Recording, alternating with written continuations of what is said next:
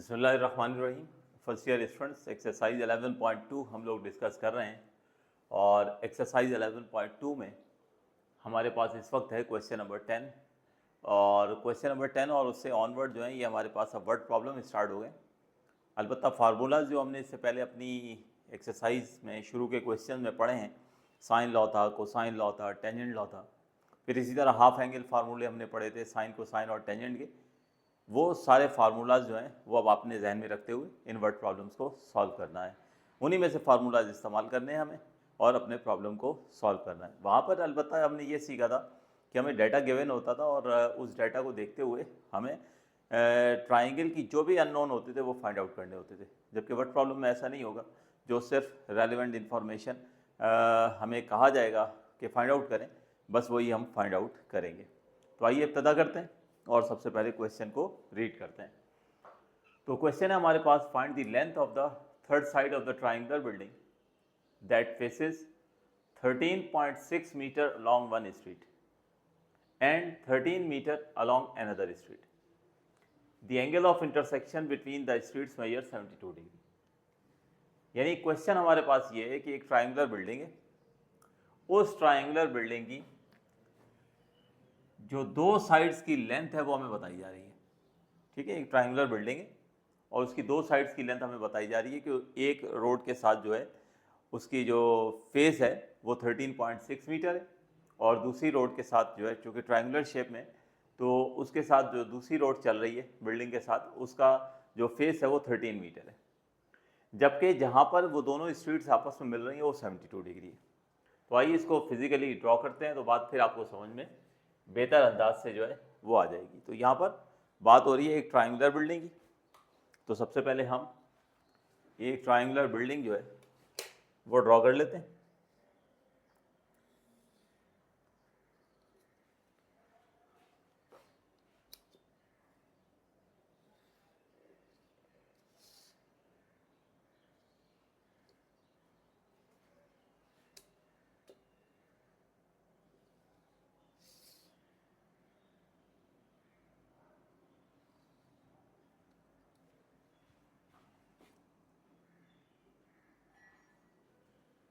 तो ये बेटे, ये हमारे पास एक ट्राइंगुलर बिल्डिंग है और इस ट्राइंगुलर बिल्डिंग के साथ जो है ना, दोनों तरफ जो है वो एक स्ट्रीट चल रही है।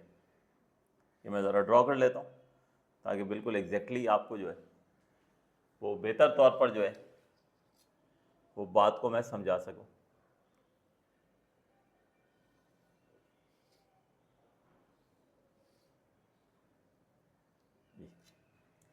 तो ये हमारे पास ट्राइंगुलर बिल्डिंग है और इस ट्राइंगुलर बिल्डिंग के साथ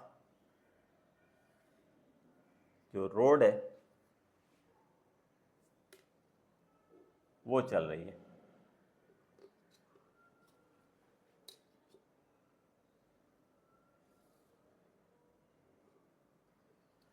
ठीक है,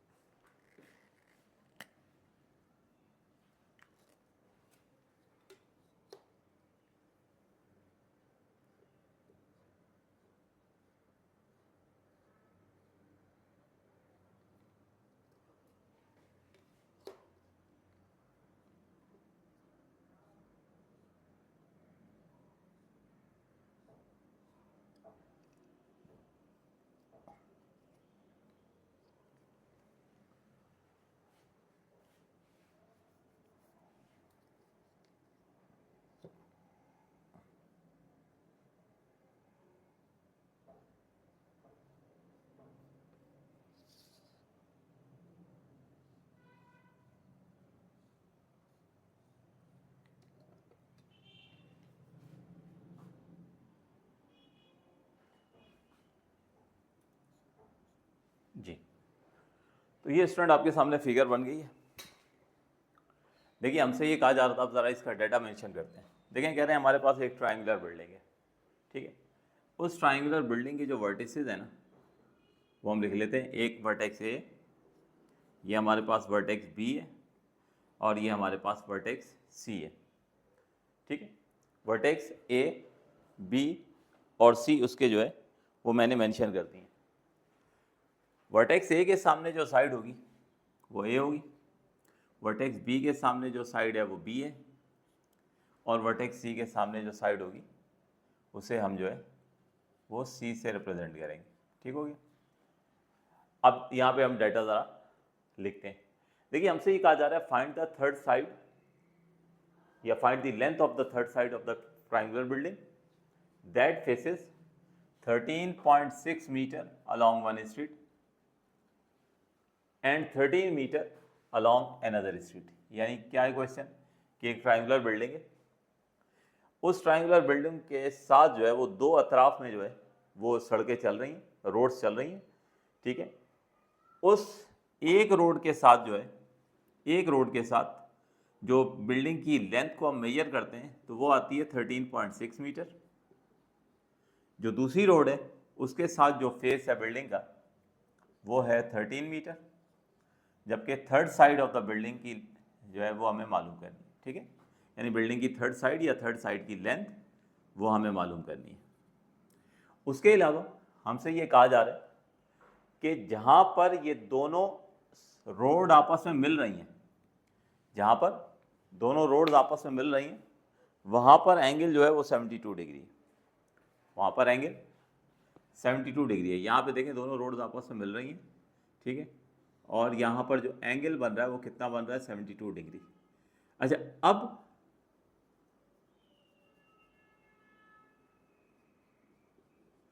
अब यहाँ पर देखें ये बिल्डिंग और ये रोड ये दोनों एक साथ चल रही हैं ना, तो इसका मतलब ये हुआ कि दोनों रोड्स जहाँ पर मिल रही हैं वहाँ एंगल 72 बनने का दर हकीकत मतलब क्या हुआ कि जहाँ पर बिल्डिंग की ये दोनों दीवारें आपस में मिल रही हैं ना, यहाँ भी एंगल क्या बनेगा 72 डिग्री बनेगा। यानी ये इंटरनल एंगल हमें बताया गया है, चूँकि ये वर्टेक्स ए के साथ है तो इसे हम अल्फ़ा मान लेते हैं। तो इसका मतलब क्या हुआ कि अल्फ़ा हमें गिवन है, बी हमें गिवन है, सी हमें गिवन है और ए हमें जो है वो मालूम करना है। तो ये थी इस क्वेश्चन की फिगर, ठीक है। अब हमें क्या करना है, third side of the building मालूम करनी है। तो इसके लिए हम जो हम प्रीवियस फार्मूले पढ़ते आए हैं, साइन लॉ हमने पढ़ा, कोसाइन लॉ हमने पढ़ा, हाफ एंगल फार्मूला हमने पढ़े, जो आपको मुनासिब लगता है, जो आप यूज़ करना चाहते हैं वो आप करके कर सकते हैं, ठीक है। तो भाल हम यहाँ पर एक काम कर लेते हैं कि लेट सोल्यूशन शुरू करते हैं कि let the third side of building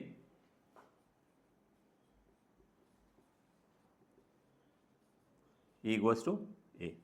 यानी जो third side of the building है जो अननोन है वो हमने मान लिया है कि वो ए है।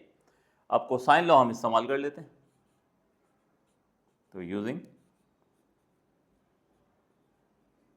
कोसाइन लॉ, चूँकि ए कैलकुलेट करना है तो ए वाला कोसाइन लॉ हम यूज़ करेंगे, a square equals to b square c square -2 b c into cos alpha, ठीक है। तो ये कोसाइन लॉ है।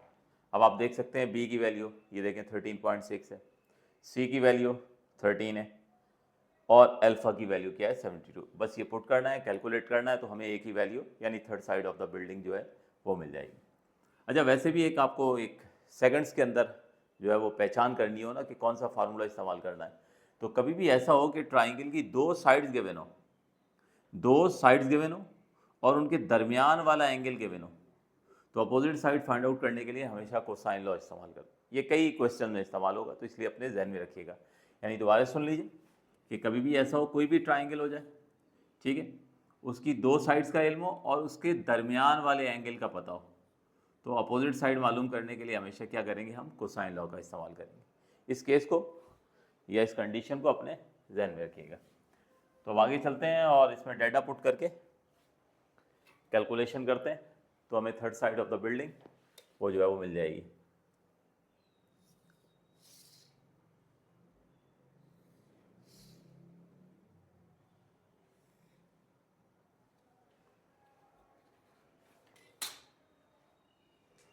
तो therefore A square equals to B की वैल्यू है 13.6 इसका स्क्वायर करेंगे, सी की वैल्यू है 13, इसका स्क्वायर करेंगे -2 B into C into cos of 72 degree.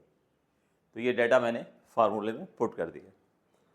अब इसकी कैलकुलेशन जो है वो मुकम्मल करें।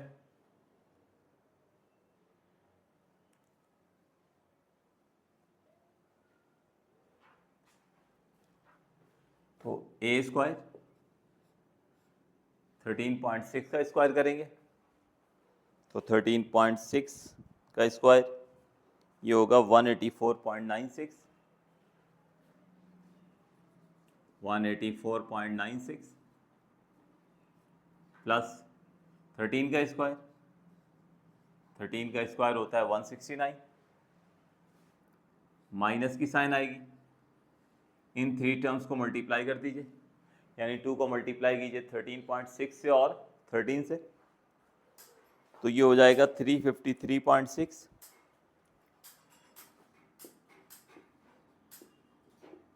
353.6 और cos 72 डिग्री। तो cos 72 की वैल्यू 0.309, 0.309। नेक्स्ट स्टेप में अब ये सब ऐड अप ही करना है।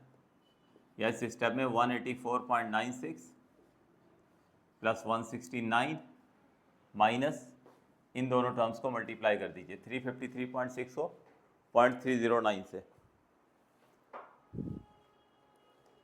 तो ये हो जाएगा 109.2624।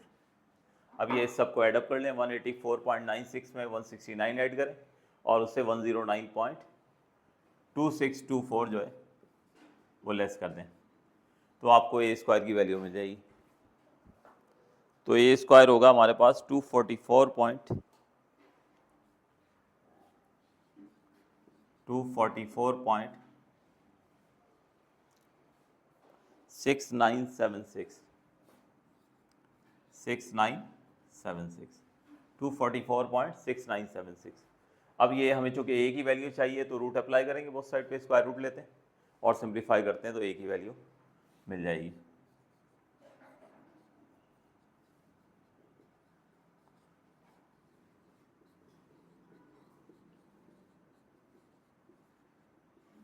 by taking root on both sides,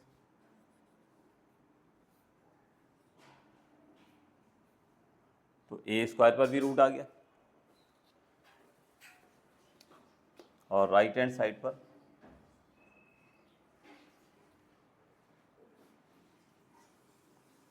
244.6976 इसका भी रूट हो गया। तो इससे क्या होगा कि हमें ए की वैल्यू जो है वो मिल जाएगी।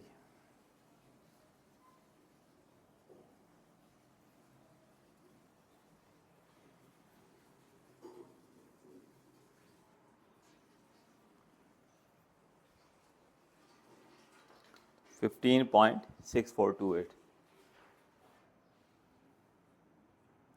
15.6428।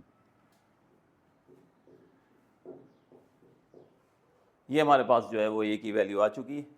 और ए क्या है, ये बेसिकली थर्ड साइड है बिल्डिंग की, यानी बिल्डिंग की थर्ड साइड की लेंथ है जो हमें डिटरमाइन करनी थी। चीज़ों स्टूडेंट्स ए की वैल्यू मैंने मेंशन कर दी है, 15.6428 है।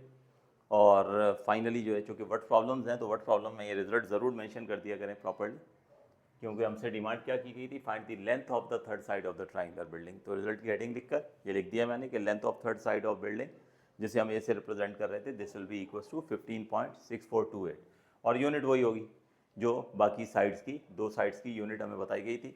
एक साइड की यूनिट थी 13.6 मीटर और दूसरी यूनिट थी हमारे पास वो भी मीटर। तो इस तरह से हमारी जो थर्ड साइड होगी इसकी लेंथ जो है वो 13 सॉरी 15.6428 मीटर होगी। तो उम्मीद है आप लोगों को समझ आ गया होगा। ठीक है, अगर समझ आ गया है तो इसको आगे दोस्तों के साथ जो है वो शेयर ज़रूर कर दीजिएगा ताकि बाकी स्टूडेंट्स की भी हेल्प हो सके। तो इंशाल्लाह अगली वीडियो में हम इसको कंटिन्यू करते हैं।